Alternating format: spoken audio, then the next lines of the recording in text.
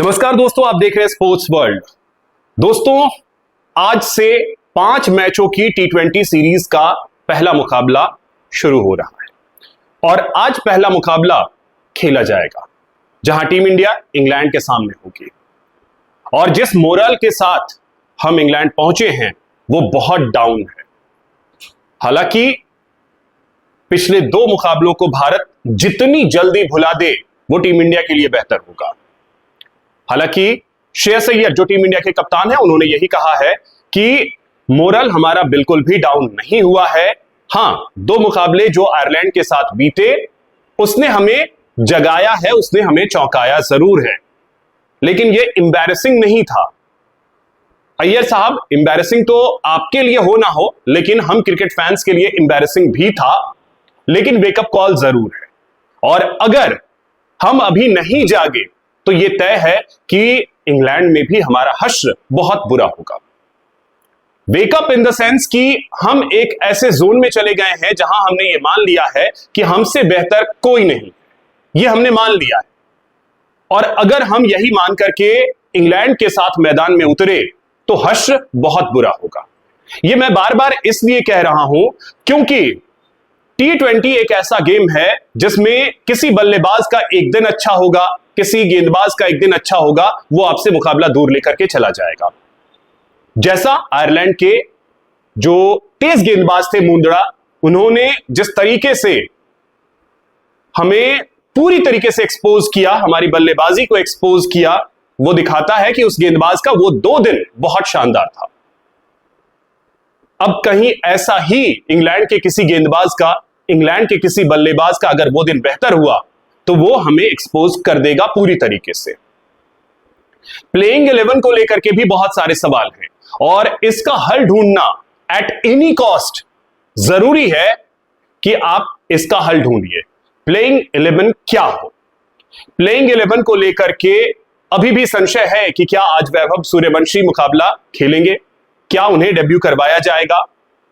यह संशय की स्थिति अभी भी बनी हुई है, क्योंकि इसमें जहां तक समझ आ रहा है मैनेजमेंट और कप्तान के कुछ अलग ही थॉट्स हैं और वहीं दूसरी तरफ जो क्रिकेट एक्सपर्ट्स हैं उनके अलग ही थॉट हैं।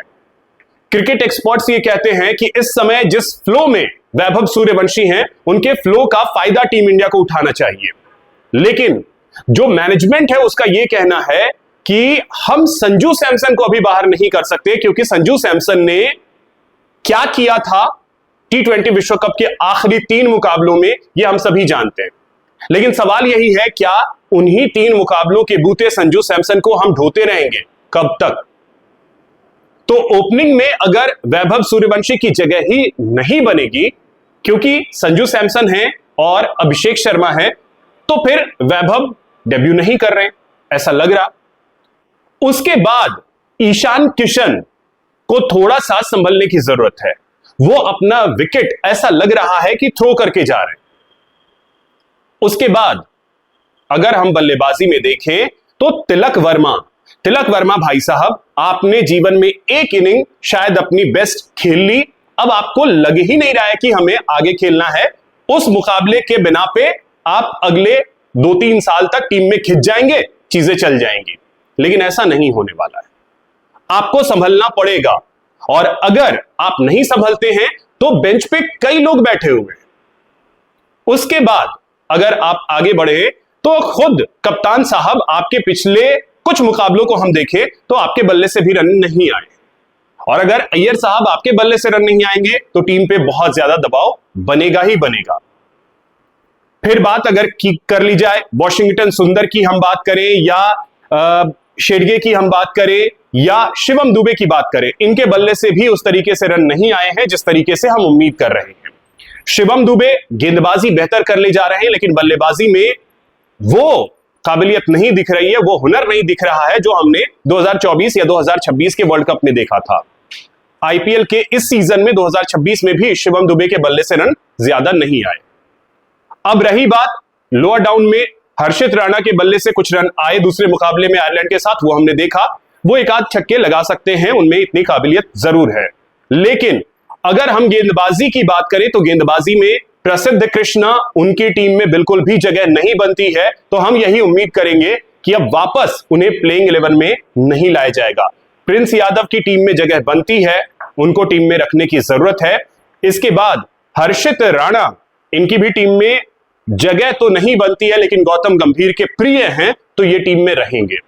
इसके बाद अर्शदीप सिंह, इनकी टीम में जगह बनती है। यह बात सच है कि अर्शदीप सिंह का कोई दिन, चलिए हर किसी का बुरा होता है, हम वो स्वीकार कर सकते हैं, लेकिन अगर ये टीम इंटैक्ट नहीं रही और अगर हमें इंग्लैंड को हराना है तो 2 मुकाबले पिछले हमें भूल करके आगे बढ़ना होगा, क्योंकि हमारी टीम मजबूत है, इसमें कोई डाउट नहीं है, लेकिन एक होकर के आपको परफॉर्म करना पड़ेगा।